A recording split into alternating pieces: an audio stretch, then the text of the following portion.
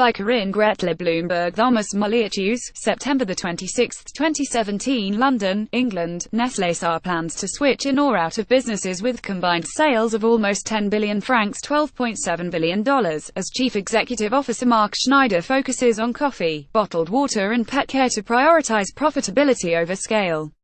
Selective acquisitions and divestments could affect about 10% of total revenue, Schneider said as he unveiled his new strategy to investors at a conference in London on Tuesday. Nestlé is already trying to sell its U.S. chocolate business, its first major retreat from sugary snacks, as it embarks on its biggest revamp in at least a decade. We'll need to trade out of some product areas and into others, Schneider said. We'll act decisively, and the U.S. confectionery is a good example of that. For the first time, the Swiss owner of Nespresso Coffee and Perrier Water set a fixed profitability target, aiming for an underlying trading margin in 2020 that's as much as 2.5 percentage points higher than what it achieved last year. That's still shy of the level sought by activist investor Dan Loeb, whose hedge fund firm Third Point bought a $3.5 billion stake in Nestlé this year.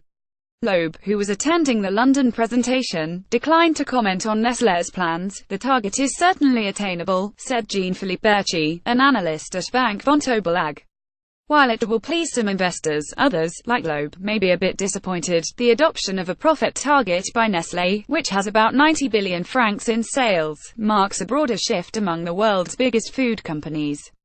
With many mass-market brands facing skepticism from consumers seeking healthier and hipper alternatives, sales growth is slowing and consumer goods giants are under pressure from investors to cut costs and to move into more profitable niches.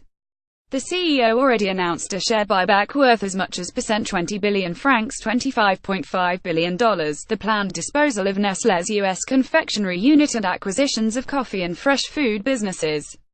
The company has also been cutting jobs at its skin care unit. Schneider said Nestlé isn't immediately changing its stance on its stake in French cosmetics maker L'Oréal SA, which he described as a fabulous investment, contributing 9% of the Swiss company's earnings per share over the past decade. The death of L'Oréal heiress Liliane Bettencourt last week prompted speculation about the future of Nestlé's 23% holding in the French cosmetics company. Nestlé plans to keep its U.S. frozen unit, and the ailing skin health business has a strategic fit, according to the CEO. He also said the company is trying to revamp its Gerber baby nutrition division in the U.S. and Yinlu Food in China. Nestlé has faced calls for a shake-up from Third Point, whose stake is equal to about 1%, while rival Unilever fended off a takeover bid earlier this year from Kraft Heinz Co., backed by buyout firm 3G Capital Partners. Unilever is targeting an underlying operating margin of 20% by 2020, while Danone aims to exceed 16% that year. That compares with Nestlé's new goal for an underlying trading margin of 17.5% to 18.5% by 2020. Last year, Nestlé announced plans to improve its margin by at least 2 percentage points by 2019 or 2020 through cost savings.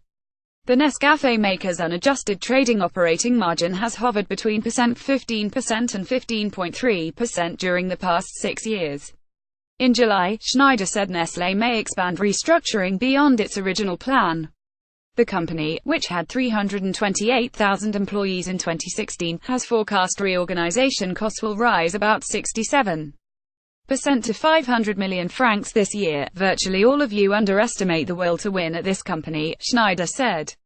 It's hell-bent on not losing its leadership position. Among other highlights, the company plans to accelerate its 3-year buyback program by adopting an even pace on repurchases over the period. Nestlé previously said it would be backloaded to 2019 and 2020.